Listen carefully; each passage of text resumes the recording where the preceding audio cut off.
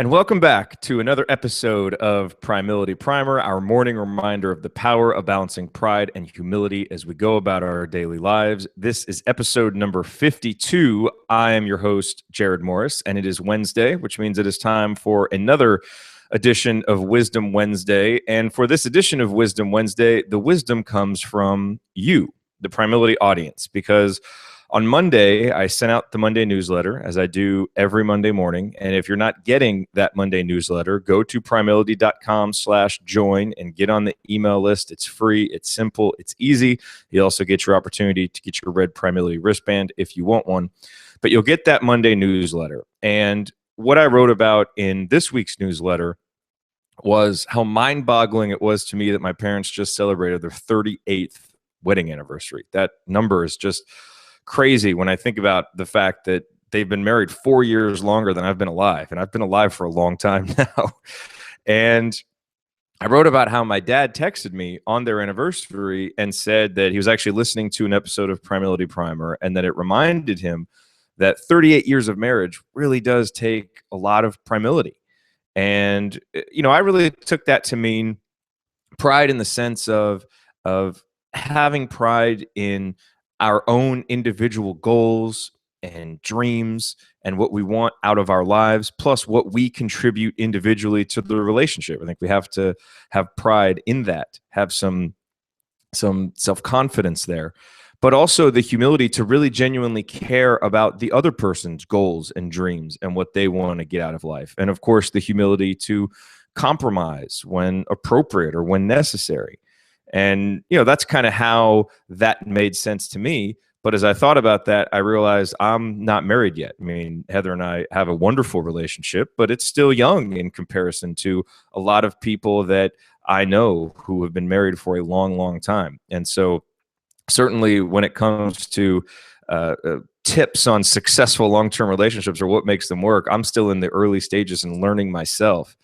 And so I really wanted to get advice and get insight from people who have walked that road a lot longer than I have. And so I asked the question at the end of that newsletter, what is the single biggest key to a successful long-term relationship? And I was hoping I would get a few answers, but I got a lot of answers, a lot of really good answers. And so I want to bring them to you here on this episode of Primility Primer, because I don't want this wisdom just left in my inbox. I mean, I certainly appreciated it. I certainly learned from it.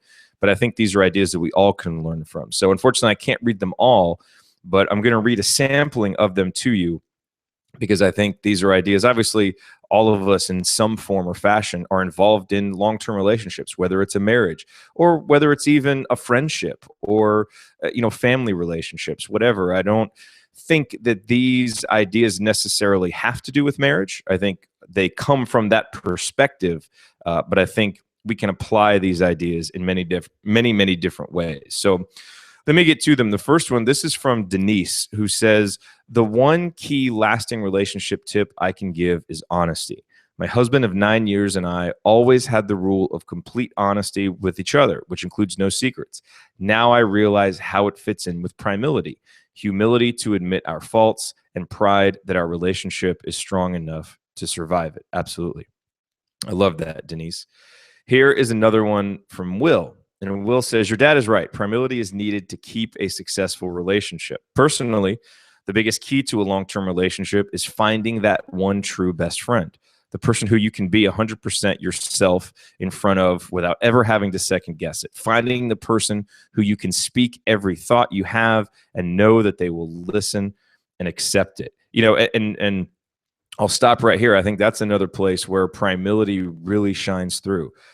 Is in a relationship, being willing to say what's on your mind, to present your ideas, that pride again and what you contribute, but then the humility to really listen and consider what the other person's ideas and thoughts are. And I know that's something that I certainly work on and that I found has been a huge help. So going back to Will's, keeping with Will's. If you find that one true best friend, it just keeps life fun, and life should be fun. If you can find the person that you have fun with doing the smallest things, then I believe you can have that long-term relationship. Take Tatiana and I, for example. For some reason, we always have a blast no matter what it is we are doing. Either we are cleaning up the apartment together or walking to class. We end up just having fun. I believe we have the most fun when we go grocery shopping. I'm not sure what makes the grocery store a romantic place, but we just have fun. So if you can count finding the best friend along with having fun with the person, no matter what it is you're doing, is one key, then that would be my key to a successful long-term relationship. Thank you, Will.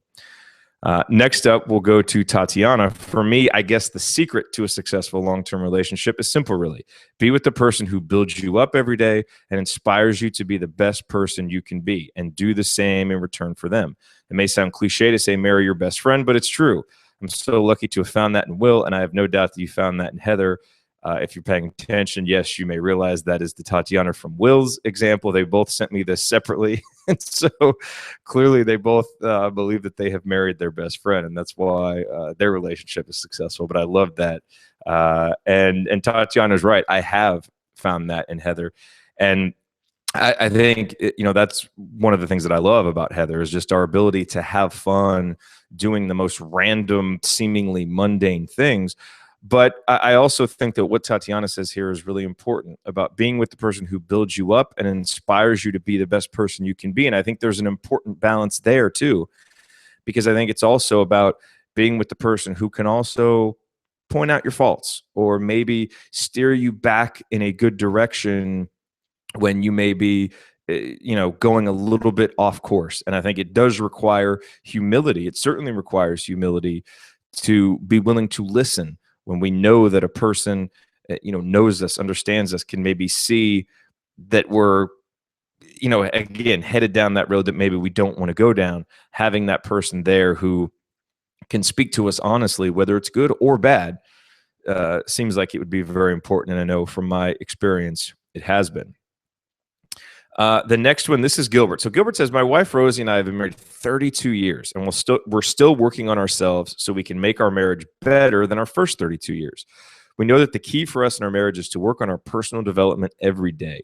If we can become 1% better every day in our spiritual, physical, and emotional development, our lives together will grow stronger. And so I had a follow-up question for Gilbert, and I asked him, how do you balance the time to work on yourselves individually with also working on the relationship together?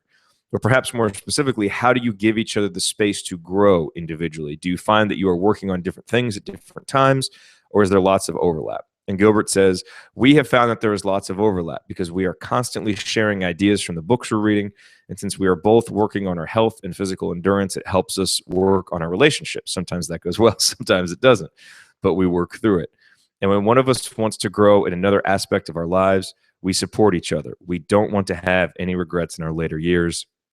And I think that last point by Gilbert kind of ties it all together to what I talked about in the beginning, which is, again, having pride in our dreams and our goals, in what we want to accomplish, in our vision, our own vision for our own lives and what we bring to a relationship. But then again, having that humility to step back and make someone else's dreams and goals our own and helping them pursue those and finding a way to balance pursuing our own dreams and goals and pursuing the dreams and goals with somebody else. And when we can find that sweet spot, that balance, that seems to me like a huge, huge key for any type of important long-term relationship to work. So I loved those responses. Thank you to everybody who sent them. And if you have an idea, go to primility.com/show/052. Would love for you to leave a comment. You can always email me, jared@primility.com. I just love learning. I don't know if they'll show up on a future episode. If we get enough, maybe we'll do a second episode of this topic. But I just really love learning from all the wisdom and experience that you all have. And I love that exchange that we have here at Primility. So please never hesitate. In fact, feel encouraged to share your ideas because I definitely want them. All right, that wraps up this episode of Primility Primer. Thank you very much for watching and or listening. Be back with another episode tomorrow live at 6:30 Central at primility.com/live. And of course, you can listen to the podcast anytime. And make sure that you get on the email list, primility.com/join. You'll get our Friday email digest, our Monday weekly newsletter, and then your opportunity to get your red Primility wristband should you want one. All right, everybody, stay cognizant of your pride and your humility, and I'll be back to talk to you tomorrow. Wrist bump.